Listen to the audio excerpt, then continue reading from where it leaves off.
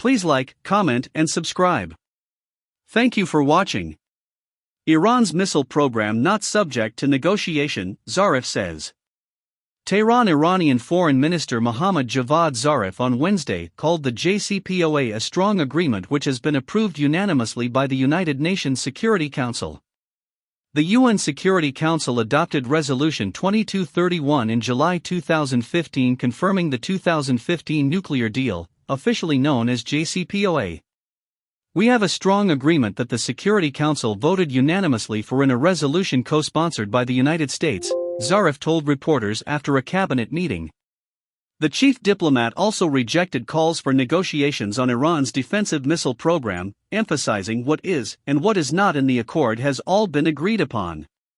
The first issue is the scheduling. This issue was one of the longest issues during the negotiations, and it is impossible to renegotiate it.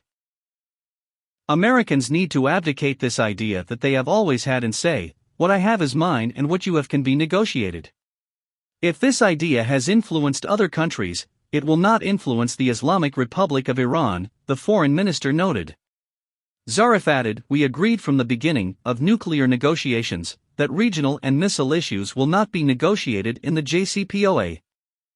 Under the terms agreed in the 2015 nuclear deal, the UN arms embargo on Iran expired on October 18, 2020. Iran has been insisting that its missile program is exclusively deterrent and will not negotiate on it.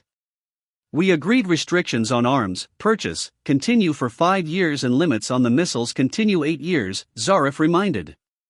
This missile issue was raised, but we refused to negotiate over it, and we paid a price for not talking about it. President Joe Biden's Secretary of State nominee said on Tuesday that the incoming administration would seek a longer and stronger nuclear agreement with Iran as he laid out a foreign policy vision for the next 4 years. However, Antony Blinken also said Washington is a long way from reaching a new accord with Tehran. We would have to see, once the president is in office, what steps Iran actually takes and evaluate whether they're coming back into compliance with their obligations, Blinken told the Senate Foreign Relations Committee during his confirmation hearing on January 19. Blinken said the 2015 agreement would be a platform for a longer and stronger agreement that would include other issues such as Iran's missile program. A professor from the George Washington University has suggested that Iran should not compromise on its defensive missile program in case the Biden administration is willing to rejoin the nuclear deal. Iran's missiles should be non-negotiable, Hossein Askari told the Tehran Times in an exclusive interview. Professor Askari cites certain reasons why Iran should not forego its rights to defensive missile program.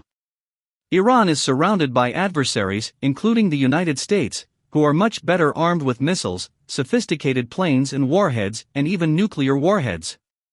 And these countries have a history of attacking others, something that Iran has not done for centuries, Askari noted. Takht Ravanchi has had no negotiations with Biden team.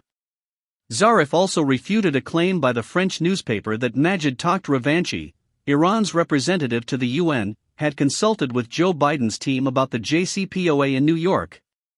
He, Takht Ravanchi, just returned to New York on Monday, and will usually be quarantined for a week after his return, Zarif added. Zarif described the report by Figaro as very incalculable. The French newspaper had reported that about 3 weeks ago, Biden's pick for the UN Linda Thomas-Greenfield and her Iranian counterpart began behind-the-scenes negotiations. Please like, comment, and subscribe. Thank you for watching.